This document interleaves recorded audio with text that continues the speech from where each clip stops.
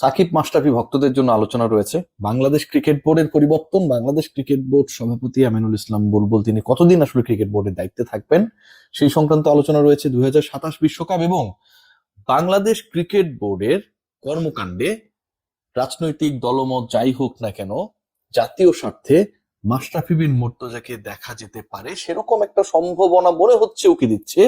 সেই আলোচনাটা করব এবং সেটাই আজকের এই ডিসকাশনের মূল আলোচনা। আপনারা যারা বডিতে 72 ঘন্টা পর্যন্ত ময়েশ্চার ধরে রাখতে চান, লিলি হুইপচিয়া বডি ওয়াশ আপনাকে সেই নিশ্চয়তা দেবে। এই মুহূর্তে বসন্ত পড়েছে, একটা কেমন চিটচিটে ওয়েদার, সেই জায়গায় বাংলাদেশ ক্রিকেটের যে অবস্থাটা, বসন্তকালে আমাদের ত্বকের অবস্থাটা সেরকমটা হয়ে যায়। সো এই জায়গায় ক্রিকেট বোর্ডে কি হবে, কে সমাধান দিবে সেটা এখন পর্যন্ত আমরা জানি না, বাট বডিতে ময়েশ্চার ধরে রাখার ক্ষেত্রে লিলি একটা আপনাকে ভরসা দিতে পারে। দেখুন, বাংলাদেশে নতুন সরকার গঠিত হবার অপেক্ষায় রয়েছে বাংলাদেশ ন্যাশনালিস্ট পার্টি। আপনারা সবাই জানেন বিএনপি, তারা বিশাল জয় লাভ করেছে, ল্যান্ডস্লাইড যে জয় পেয়েছে, এই জয়ের ফলে বাংলাদেশের রাজনৈতিক ভবিষ্যৎ নিয়ে যে অনিশ্চয়তা ছিল, যে দমবন্ধকর অবস্থা ছিল, টু বি ভেরি অনেস্ট, সব জায়গায় কেমন যেন একটা থমথমে অবস্থা। কেউ ক্লিয়ার ছিল না যে আসলে আমরা কোন পথে যাচ্ছি, কোন দিকে যাচ্ছি, কি হবে আগামীকাল, কি হবে এক মাস পরের বাংলাদেশটা কেমন হবে। সেই সবকিছুর উত্তর সবশেষ ত্রয়োদশ জাতীয় সংসদ নির্বাচন দিয়েছে। এবং সেই নির্বাচনের পর পলিটিক্যাল ডিসকাশন আমি করতে চাই না, বাট পলিটিক্স এর সাথে বাংলাদেশের স্পোর্টস খুব বেশিভাবে জড়িত। এবং এই তারেক রহমানের দলের বাংলাদেশ ন্যাশনালিস্ট পার্টির জয়ে সবচেয়ে বড় যে নিশ্চয়তার জায়গা ক্রীড়াঙ্গনে তৈরি হয়েছে, সেটা হচ্ছে এখানটা আসলে পলিটিক্স, নোংরামি, কাউকে টার্গেট করে সাইজ করা, কারো বিরুদ্ধে গিয়ে বিষোদাগার করা, এই ব্যাপারগুলো সম্ভবত আর ঘটবে না। নীতি নির্ধারণী পর্যায় থেকে যদি বলি, একটা সময় আমিনুল হক অনেক বেশি বলেছিলেন যে সাকিব মাশরাফির ইস্যুগুলো আসলে আমরা, তারা কিংবদন্তি, সেটাকে যতটা নমনীয় ভাবে দেখে বাংলাদেশকে তাকে সার্ভিস বা তাদেরকে সার্ভিস দেওয়ার জন্য সুযোগ করে দেওয়া যায়, সেই ব্যাপারটা দেখা উচিত। ইশরাক হোসেন হেলাযোগকে দেয়া, নাইয়ান বিন জসিম আমার সহকর্মী, সাবেক সহকর্মী, তাকে দেয়া সাক্ষাৎকারে খুব স্পেসিফিক ভাবে বলেছেন, কি বলেছেন, বলেছেন জুলাই হত্যাকাণ্ডে এই দুজনকে যে মার্ডার কেসের আসামি করা হয়েছে, ইশরাক ভাইকে প্রথমত আমি থ্যাঙ্কস দিতে চাই। মাস্টারবি সাকিবকে নিয়ে যে কথাটা বলেছেন যে জুলাই হত্যাকাণ্ডে এই দুজনকে যে মার্ডার কেসের আসামি করা হয়েছে, তিনি এটা বিশ্বাস করেন না, করতেও চান না। সাকিব আর মাস্টারবি হত্যাকাণ্ডের নির্দেশ দেবে এবং সেভাবে সাধারণ মানুষকে, যারা তাদের জন্য তালি বাজিয়েছে, মাঠে গিয়েছে, গর্জে উঠেছে, লাল সবুজকে সাপোর্ট করেছে, তারা রাজনীতি করার আগের থেকে তাদের ভক্ত, মারার এই ধরনের বক্তব্য বা আদেশ দিবেন সেটা তিনি বিশ্বাস করেন না। এবং বাংলাদেশের যে মানুষটা তাদের দেখতে পারে না, সাকিব মাশরাফিকে একদম অপছন্দ করে, সাকিব মাশরাফির কর্মকাণ্ড নিয়ে মানে তাদের ক্যারিয়ারের শুরু থেকে এখন পর্যন্ত অপছন্দ রয়েছে, সেই মানুষটাও বিশ্বাস করবে না সাকিব আর মাশরাফি জুলাই মাসে যে হত্যা হয়েছে, গণহত্যা হয়েছে, সেই সময় পুলিশকে, তাদের যারা আইন শৃঙ্খলা রক্ষাকারী বাহিনী হিসেবে আন্ডারেছেন, তাদেরকে এই ধরনের কোনো আদেশ দিতে পারেন। সাকিব আল হাসান মাশরাফি বিন মুর্তজা কোনোভাবেই জুলাই হত্যাকাণ্ড, মার্ডার কেস, যে ঘটনাগুলো ঘটেছে, যেসব মামলায়, কথিত মিথ্যা মামলায় তাদের ফাঁসানো হয়েছে, সেটা এই মুহূর্তে ক্ষমতাসীন দলের সংসদ সদস্য, বাংলাদেশের রাজনীতি স্পেসিফিক ভাবে বললে ঢাকার রাজনীতিতে খুবই গুরুত্বপূর্ণ মানুষ ইশরাক হোসেন নিজে বিশ্বাস করেন না। আমিনুল হকও কদিন আগে একই কথা বলেছে। বিএনপির অবস্থান আরো যদি ক্লিয়ার করি, মির্জা ফখরুল ইসলাম আলমগীরও বলেছিলেন যে সাকিব আল হাসানের খেলার ক্ষেত্রে তিনি রাজনীতি দেখতে চান না। সাকিব আল হাসান ফিরছে, সাকিব আল হাসান ফিরছে এবং এই ফেরাটা হচ্ছে মন্ত্রিসভা গঠিত হবার কিছুদিনের মধ্যেই। এবং সাকিব আল হাসান শুধু ফিরছে না, আমি যে লাস্ট কন্টেন্টটা করেছিলাম যে সাকিব আল হাসান 2027 বিশ্বকাপ খেলবে, আমার গত কন্টেন্টের আগের কন্টেন্ট যে আলোচনাটা আমি করেছিলাম, সেখানে অনেকে হাসাহাসি করেছেন। এবং এরপরে ডেইলি সানের রিপোর্ট হয়েছে, অন্য যে পোর্টালগুলো সব জায়গায় রিপোর্ট হয়েছে, সাকিব আল হাসান 2027 বিশ্বকাপ খেলতে যায়। সো আমি যেটা বলেছিলাম জেনে বলেছি। হোয়াট অ্যাবাউট মাশরাফি বিন মুর্তজা? মাশরাফিরটা হচ্ছে সবচেয়ে বড় চমক।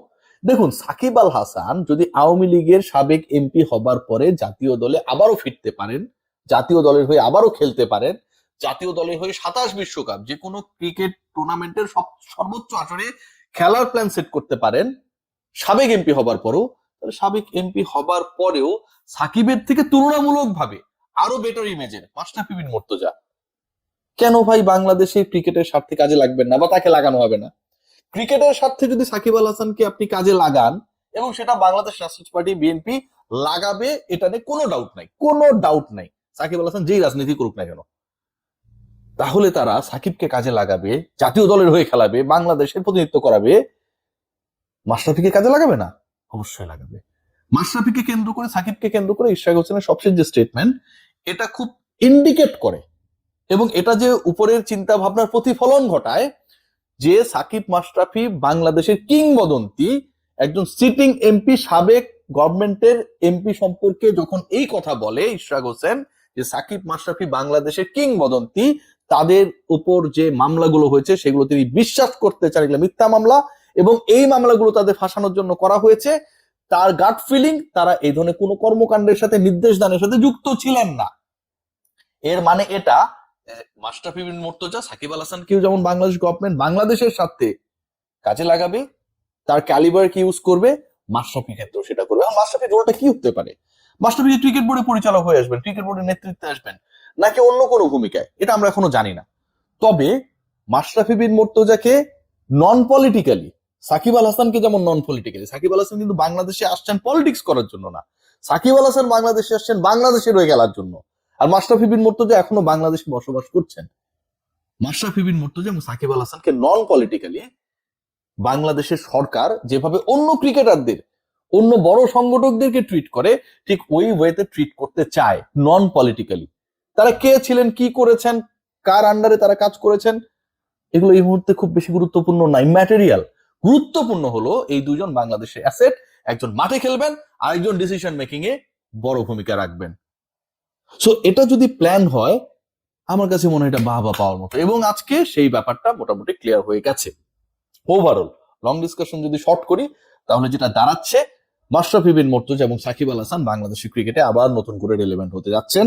মাশরাফি বিন মুর্তজা, সাকিব আল হাসানকে কেন্দ্র করে যে বিতর্ক বিভিন্ন সময় তৈরি হয়েছে, নতুন গভর্নমেন্ট ফর্ম করার আগ মুহূর্তে সেই ব্যাপারে বাংলাদেশের ক্রিকেট এবং ফুটবলের, ইনফ্যাক্ট ক্রীড়াঙ্গনের গুরুত্বপূর্ণ দুজন ব্যক্তি এবং সরকারের গুরুত্বপূর্ণ দুজন ব্যক্তি স্টেটমেন্ট দিয়েছেন। তারা জানিয়েছেন সাকিব মাশরাফির ক্ষেত্রে যে হত্যা মামলা হয়েছে সেটা তারা বিশ্বাস করেন না, এবং যেহেতু তারা এটা বিশ্বাস করেন না, তারা কিংবদন্তি, তাদের সসম্মানে তাদের রোলটা প্লে করতে দেওয়া উচিত বলে তারাও মনে করেন। মির্জা ফখরুল ইসলাম আলমগীর বলেছেন সাকিব মাশরাফি ইস্যুতে, সাকিব ইস্যুতে পলিটিক্স তিনি করতে চান না, অত্যন্ত ভদ্র মানুষ, এবং তিনি যে কথাটা বলেছেন এই কথার সাথে বাংলাদেশের আপামর মানুষের 100%-এর মধ্যে 100% একমত। বাংলাদেশ ক্রিকেটে সাকিব মাশরাফির যে অবদান, তাদেরকে নিয়ে পলিটিক্স করা অন্য কোনো দলের মানায় না, একদমই মানায় না, এবং সেটা বিএনপি করছে না। যে কারণে সাকিব আল হাসান 27 বিশ্বকাপে চোখ রাখতে পেরেছে। অন্তর্বর্তীকালীন সরকারের সময় কিন্তু সাকিব আল হাসান এরকম স্টেটমেন্ট দেয় নাই। বিএনপি আসার পর সাকিব আল হাসান বলেছে, মানে কি? মানে হচ্ছে নন পলিটিক্যালি সাকিবকে বাংলাদেশ রাজনৈতিক পার্টি বিএনপি জাতীয় স্বার্থে ব্যবহার করতে চায়, এবং একই সাথে মাশরাফি বিন মুর্তজাকে, সাকিবকে যদি আপনি কাজে লাগাতে পারেন, মাশরাফিকে কেন না, মাশরাফির ক্ষেত্রেও তারা একই পন্থা অবলম্বন করতে যাচ্ছে। এবং এটা যদি অ্যাপ্লিকেবল হয়, আমার কাছে মনে হয় যে এটা একটা দারুণ দৃষ্টান্ত হবে, বাংলাদেশ ক্রিকেট উপকৃত হবে। সবাই ভালো থাকবেন, টেক কেয়ার।